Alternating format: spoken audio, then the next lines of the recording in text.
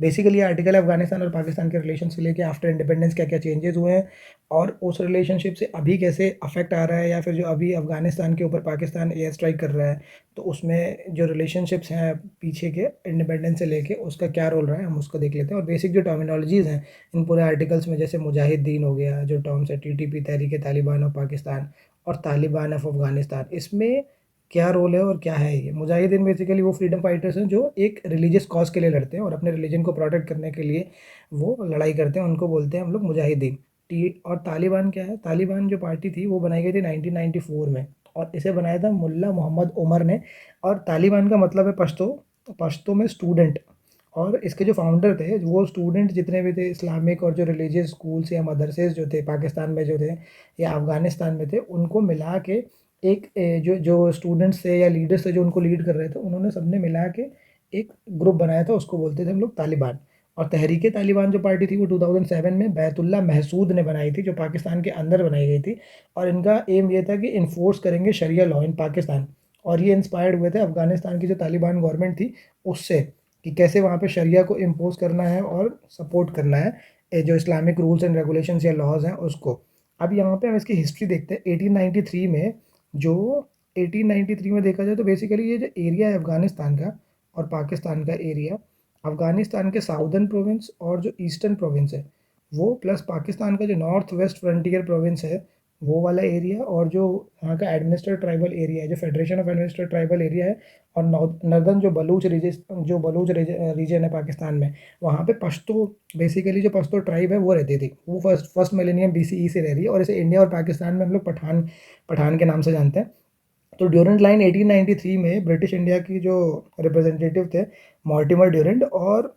ये एक agreement sign होता है 1893 में। अफगानिस्तान के जो रूलर थे उस समय पे अमीर अब्दुल रहमान खान, और इनके बीच में एक लाइन डिमार्केशन बाउंड्री सेटअप की जाती है कि ये जो है वो ब्रिटिश इंडिया की टेरिटरी की बाउंड्री होगी। और उसके बाद यहाँ पे एक जो वहाँ की ट्राइब थी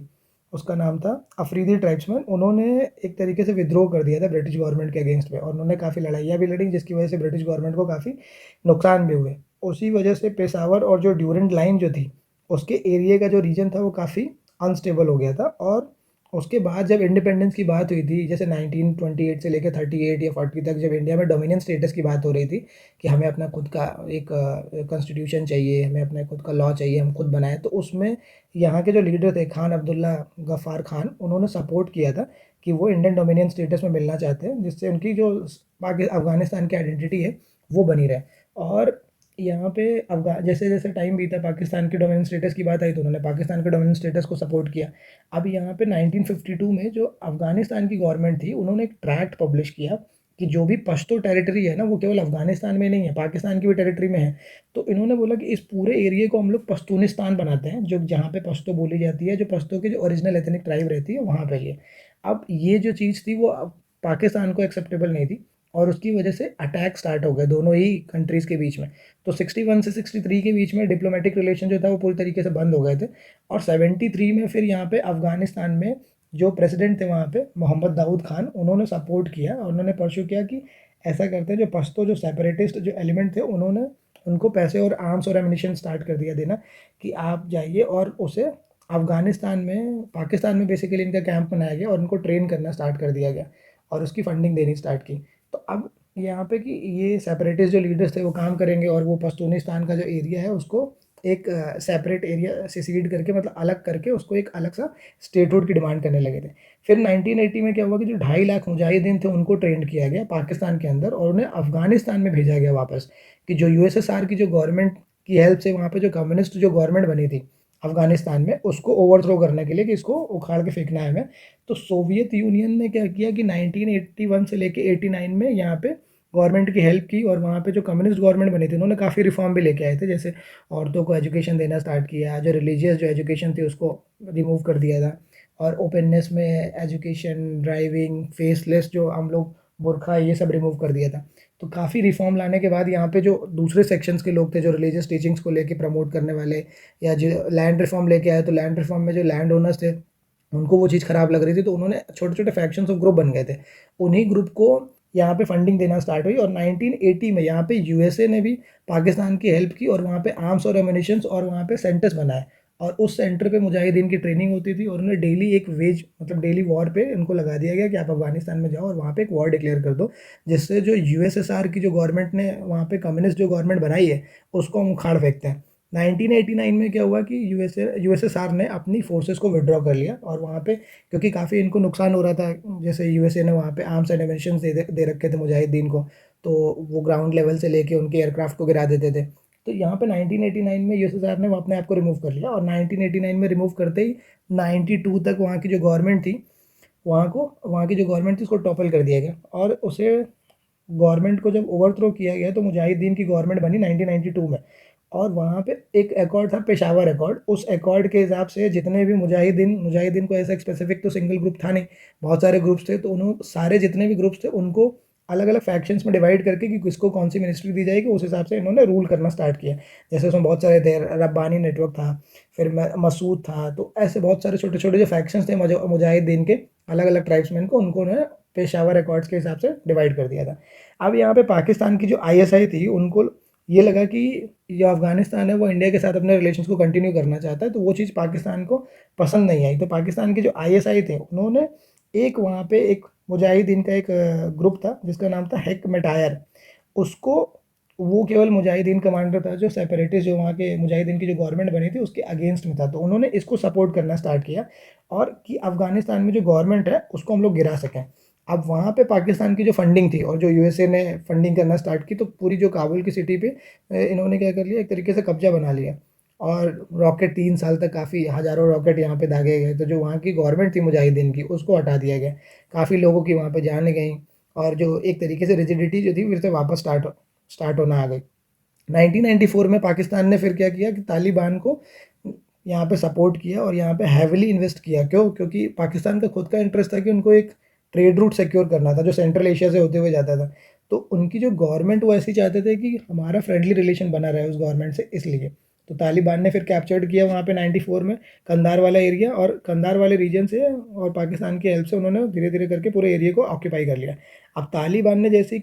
वहाँ पे अपनी गवर्नमेंट बनाई तो उन्होंने ये बोला कि अफ़गानिस्तान में जो भी क्रिमिनल्स हैं या जो वॉर लॉर्ड्स हैं उनको सबको हम रिमूव करेंगे यहाँ पे, और ये शरिया के हिसाब से इन्होंने लॉज बनाना स्टार्ट कर दिए और फिर से एक तरीके से अगर देखें तो 1970 से पहले जो रिजिडिटी थी अफ़गानिस्तान में वो फिर से लौट कर आ गई। अब यहाँ पर होता ये है कि पाकिस्तान का इतना ज़्यादा इंटरफेरेंस था कि यूनाइटेड नेशन का एक डॉक्यूमेंट है और एंटी तालिबान जो लीडर्स थे उनका ये मानना था कि पाकिस्तान एक तरीके से इन्वेड कर रहा है अफ़गानिस्तान को। तो 1996 में जैसे ही जो लेट 1996 में इस्लामिक एमिरेट ऑफ अफ़गानिस्तान का यहाँ पे फॉर्मेशन होता है और उसका रिलेशन पाकिस्तान से काफ़ी अच्छा है। मगर जब प्रेशर आया पाकिस्तान से कि आप ये जो ड्यूरेंट लाइन है उसको डिमार्केशन को आप एक्सेप्ट करो, तो वहाँ पे तालिबान ने रिफ्यूज़ कर दिया कि जो डिस्कशन चल रहा था उनका और पश्तो लीडर के बीच में वो फ्रूटफुल नहीं हुआ, तो उसकी वजह से जो बाउंड्री लाइन थी ड्यूरेंट की वो डिनाई कर दिया उन्होंने। अब यहाँ पर क्या हुआ कि जो इस्लामिक एमिरेट ऑफ अफ़गानिस्तान थी उनको टॉपल कर दिया जाता है और वहाँ पे नई अफ़गानिस्तान की एक गवर्नमेंट बनती है, इसका नाम था, जो पार्टी जो आई थी वो करज़ाई एडमिनिस्ट्रेशन के नाम से फेमस था और उसका जो था रिलेशन वो काफ़ी अच्छा था। जो पश्तो की जो नेशनलिस्ट जो वहाँ की अवामी नेशनलिस्ट पार्टी थी और पाकिस्तान की जो पीपल पार्टी थी उनके साथ उनके रिलेशंस काफ़ी अच्छे थे। अब 2001 में क्या होता है कि यूएसए की एंट्री होती है,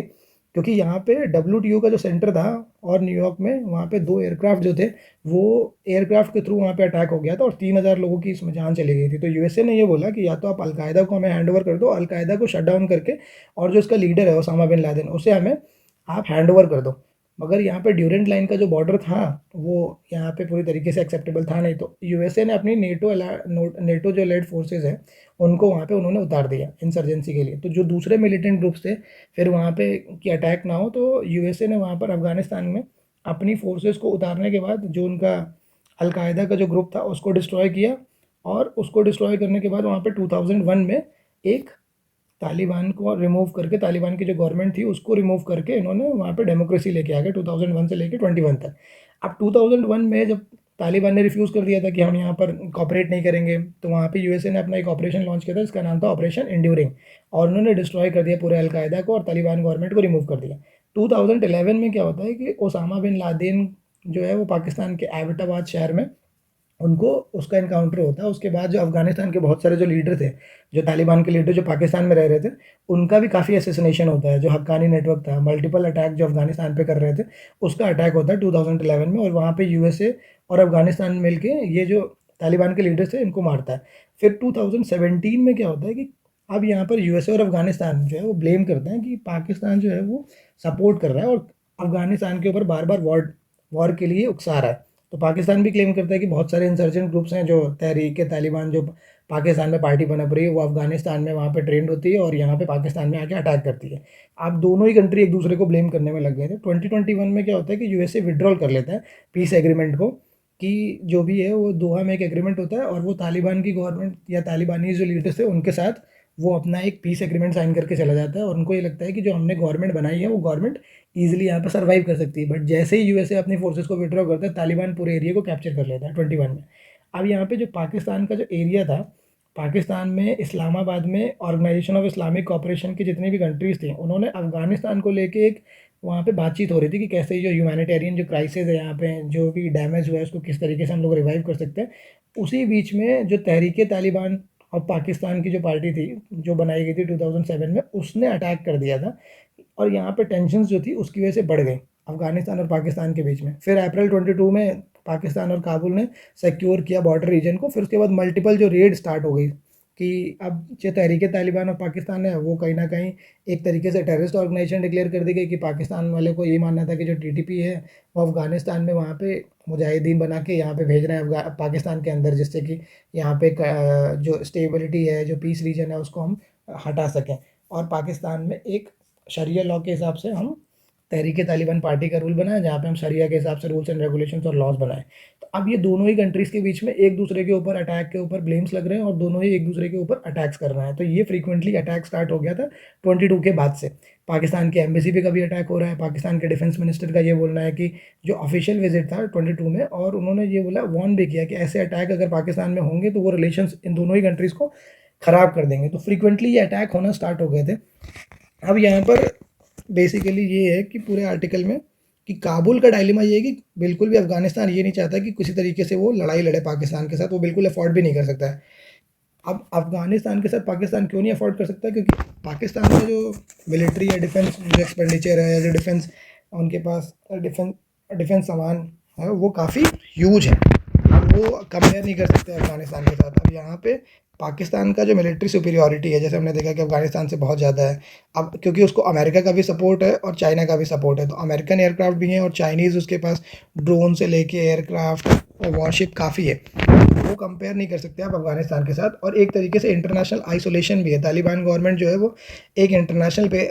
पैरिश भी है, जहाँ पे यूनाइटेड नेशन का कोई रिकॉग्निशन नहीं है और वो फेल्ड कंट्री है। यूनाइटेड नेशन रिकॉग्नाइज नहीं करती तालिबान गवर्नमेंट को। अब यहाँ पे उनका इंगेजमेंट है, जैसे इंडिया, चाइना, और वहाँ पे एक सिग्निफिकेंट लिमिटेशन भी है कि वो कितनी हेल्प कर सकते हैं अफ़गानिस्तान की, किस लेवल पे कितनी हेल्प होगी। तो क्या-क्या इकोनॉमिक कंस्ट्रेंट हैं, जैसे अफ़गानिस्तान ने क्या है कि उसके पास जो उनकी इकॉनमी है वो क्लोज़्ड इकॉनमी है, उनकी जो ट्रेड रूट्स हैं उसके ऊपर ही डिपेंडेंट है उनका पूरा, कि किस तरीके से उनकी इकॉनमी सर्वाइव करेगी। तो उसी के रिगार्डिंग ये पूरा आर्टिकल था। और उसी दोहा मीटिंग में एक बात हो रही थी कि अभी ये चाहते हैं कि पूरी तरीके से जो ये वॉर चल रहा है अफ़गानिस्तान और पाकिस्तान के बीच में, वो स्टॉप हो जाए।